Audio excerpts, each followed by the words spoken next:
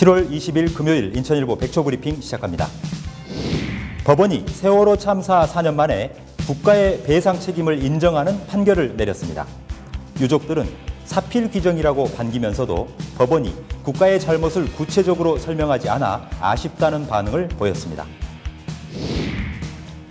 짙은 해무로 여객선 운항이 통제되면서 인천에서 백령, 연평, 덕적도를 오가는 섬 주민과 관광객들 발길이 묶였습니다. 어제 오후 운항이 재개될 때까지 인천 연안여객 터미널은 돗자리를 깔고 대기하는 이용객들로 혼잡을 빚었습니다. 현대상선이 인천항 부두시설 사용권을 다른 업체들에 넘기면서 수십억 원대 노후 안벽 철거 비용 발생 사실을 숨긴 사실이 드러났습니다. 인천해양수산청은 부두시설 이전 허가를 취소하고 현대상선 측에 노후 안벽 철거를 명령하는 방안을 검토 중입니다. 포천 시내 3,700여 농가가 애써 가꾼 농작물을 초토화시키는 야생 멧돼지와 사투를 벌이고 있습니다. 포천 농협은 야생 멧돼지 포획틀을 제작해 피해 농가 주변에 설치하기로 했습니다. 행자부 장관 출신 김포갑 김두관 국회의원이 더불어민주당 대표 출마를 공식 선언했습니다. 이로써 김진표, 송영길 의원에 이어 8월 당권 도전을 선언한 인천 경기 예비 후보는 모두 3명으로 늘었습니다. 정부와 자치단체 간 소통을 위해 전국을 순회 중인 한병도 청와대 정무수석이 어제 인천을 찾았습니다. 박남춘 인천시장은 서해평화협력청 설치와 영종 강화 평화고속도로 건설에 정부가 적극 협조해달라고 요청했습니다. 이상 인천일보 백초 브리핑이었습니다.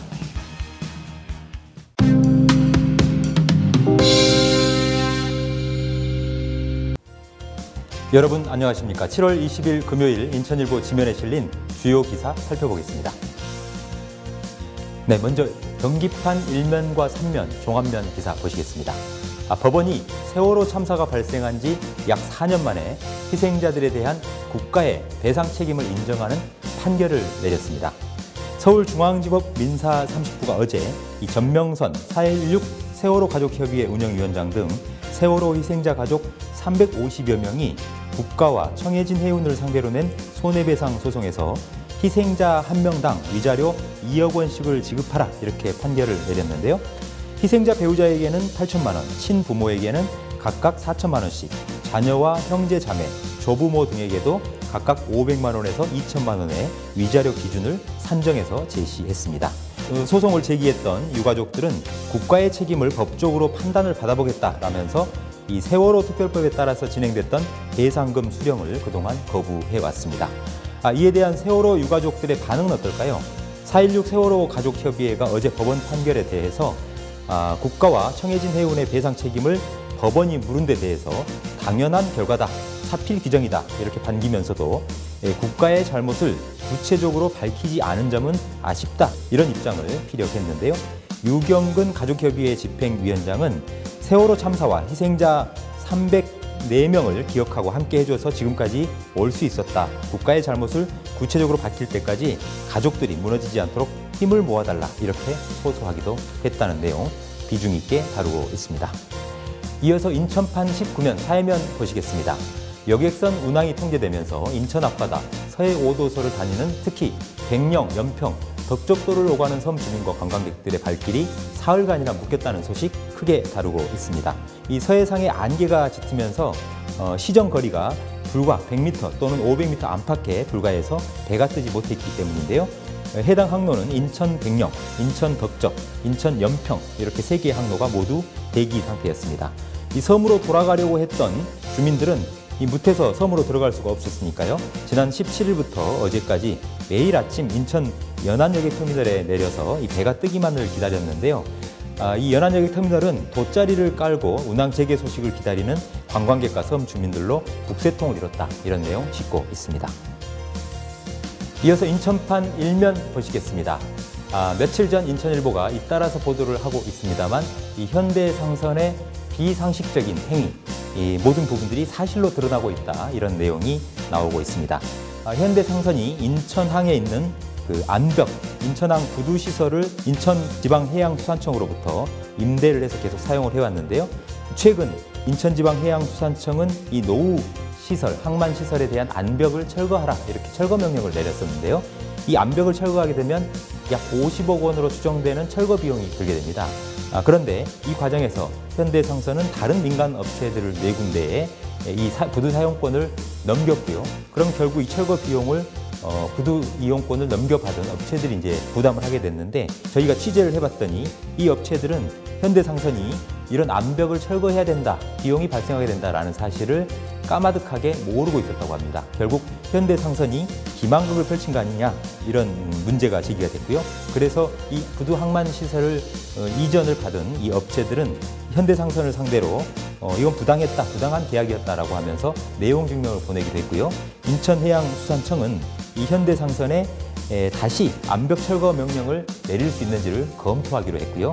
이와 함께 공유수면 이 사용에 대한 권리 의무, 이전 허가를 했던 내용들을 전격적으로 취소하는 방안도 적극적으로 검토하기로 했다, 이런 내용 싣고 있습니다. 네, 이어서 8면 경기 메트로면 기사 보시겠습니다. 지금 현재 포천 시내 이 농가에서는요, 각종 농작물을 길러왔는데 최근 들어서 이 농작물이 한꺼번에 초토화되는 현상이 빚어지고 있다고 합니다. 산에서 출몰하고 있는 야생 멧돼지 때문인데요. 피해가 눈덩이처럼 불어나고 있다고 합니다. 급기야 이 포천 농협이 예산을 들여서 야생 멧돼지 포획 틀을 쇠창살을 직접 주문 제작을 해서 구입을 하고 있는데요.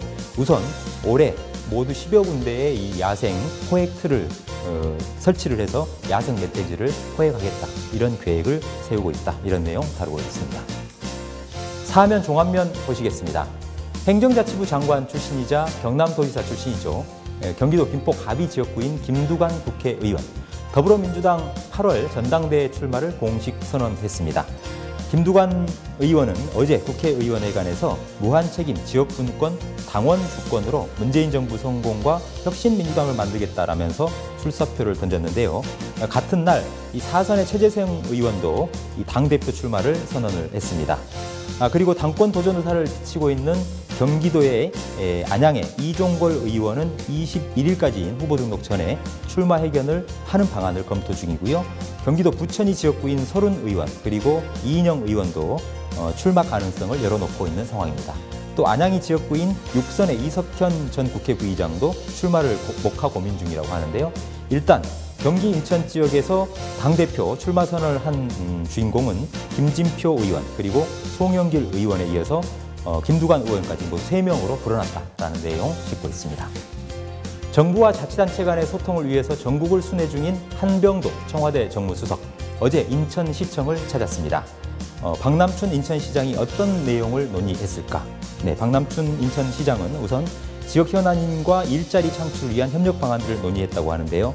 특히 서해평화협력청을 설치하고 강화교동평화산업단지 조성과 영종에서 강화를 잇는 평화고속도로 건설, 백령공항 건설 등의 핵심 사업을 정부가 적극 지원해달라, 이렇게 요청했다는 내용 다루고 있습니다. 인천일보 주요 기사 정리해드리는 오늘의 인천일보는 여기까지입니다.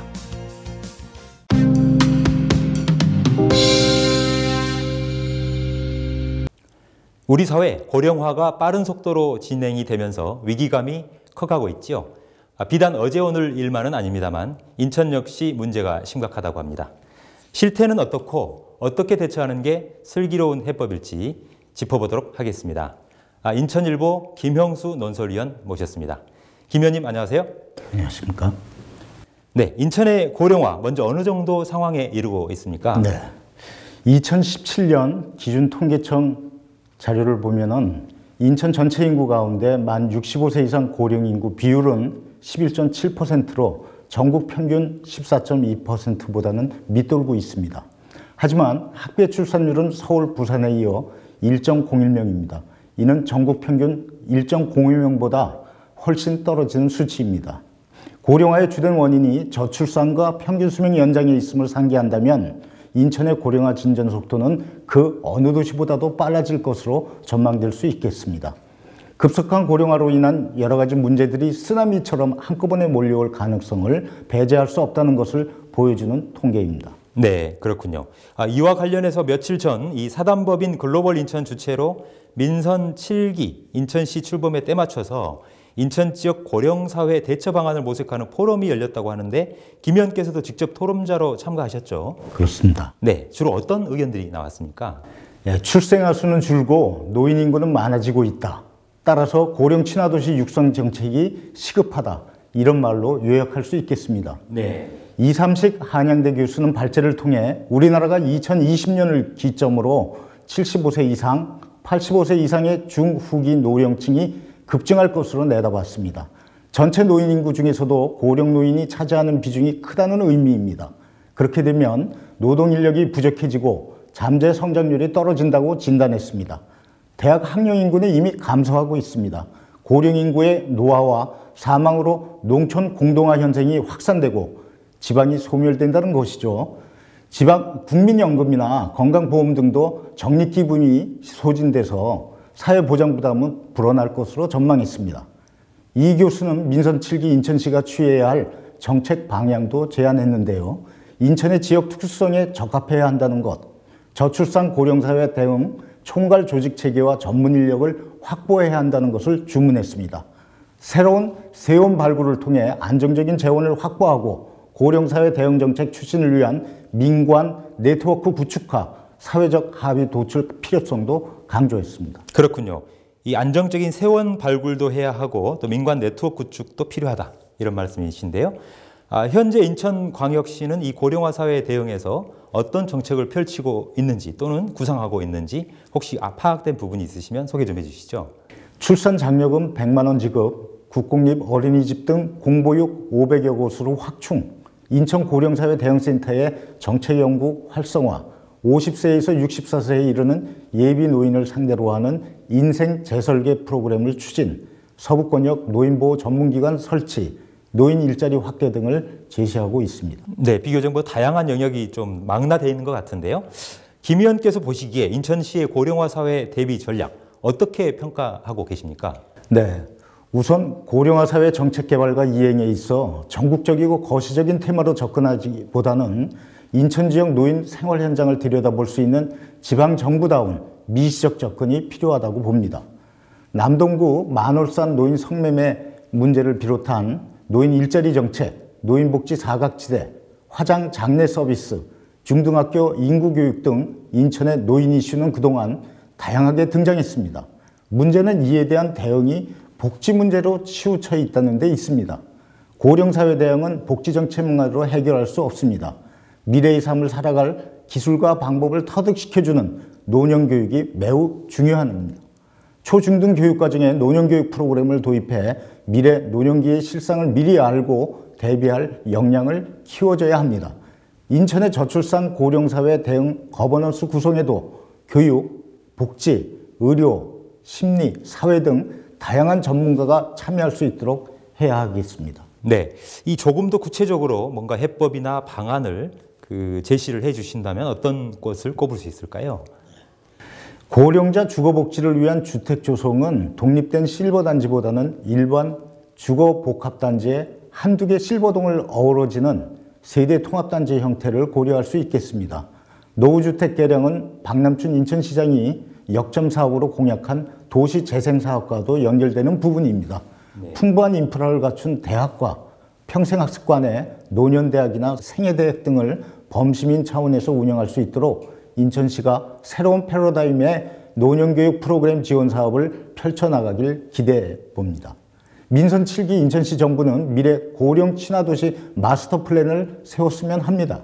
세계 최고의 은퇴자 도시로 일컬어지는 미국 애리조나주 선시티 노인, 장애인, 일반인 세대 통합 표준화를 설치한 일본 고베 행복한 마을과 같은 고령 친화도시가 바로 인천이 되길 바랍니다. 고령 친화도시 마스터 플랜을 세워야 한다. 네, 잘 알겠습니다. 오늘 말씀 감사합니다. 수고하셨습니다. 수고하셨습니다. 급속한 고령화 사회로 진입 중인 인천시, 민선 7기, 인천시가 헤쳐나가야 할 고령화 사회 실태와 대책은 무엇인지 짚어봤습니다.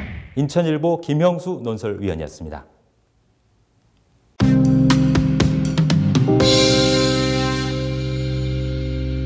생생정보 알려뷰 날씨 정보입니다. 맑은 날씨에 강한 일사가 더해져 연일 35도를 오르내리는 찜통더위가 이어지고 있습니다. 폭염 속 건강관리에 각별히 유의하셔야겠습니다.